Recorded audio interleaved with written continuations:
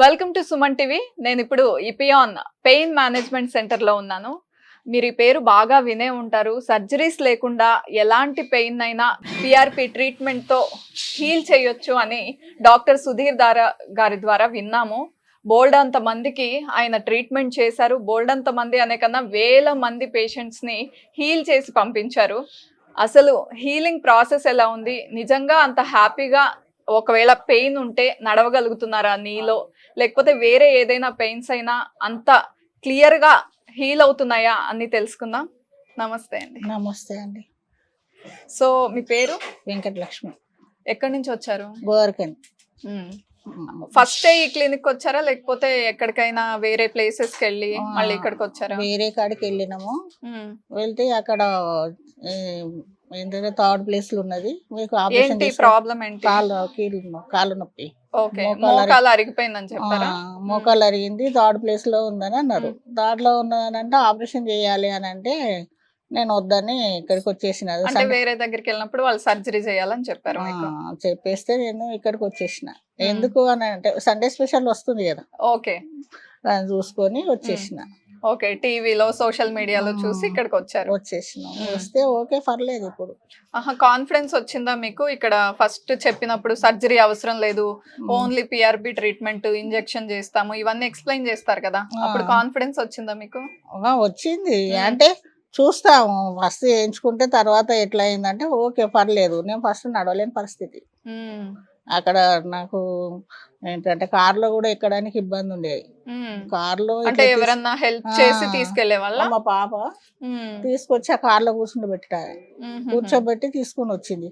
First second మళ్ళీ మనకు PRP చేస్తారు కదా, ఫస్ట్ సెకండ్ సారి ప్లాస్మా ఎక్కిస్తారు కదా, అప్పుడు ఓకే అయింది కొంచెం.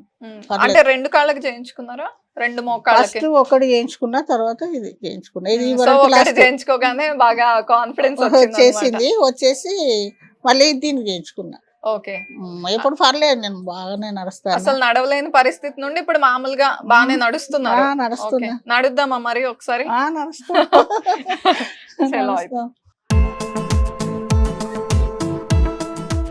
మామూలుగానే నడవగలుగుతున్నారు ఇప్పుడు? ఓకేరా, మామూలుగా నడుస్తున్నా ఇప్పుడు, పర్లేదు.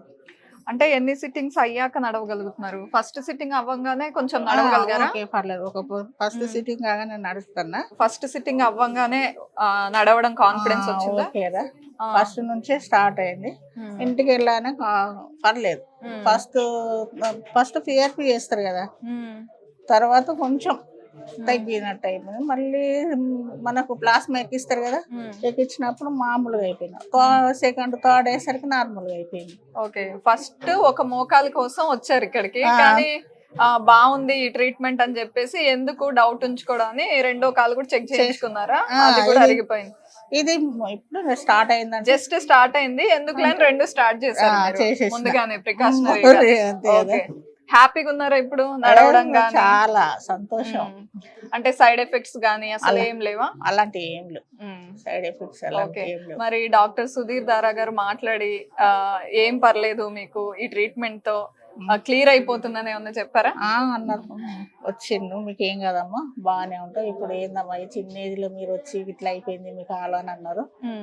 అని అంటే సార్ మరి మీ ఇష్టం, మీరు ఏం చేస్తారా అని నేను అన్నా. ఓకే పర్లేదు, మంచిగా నడుస్తావమ్మా అని నడుస్తాను. అసలు ఇంతకు ముందు నుంచునే వాళ్ళ?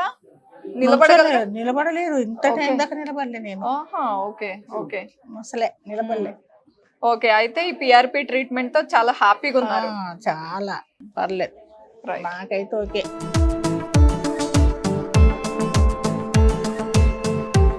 పనులు మీరు చేసుకోగలుగుతున్నారు? అయితే చేస్తాను. ఓకే, ఇప్పుడు పనులన్నీ చేసుకుంటాను.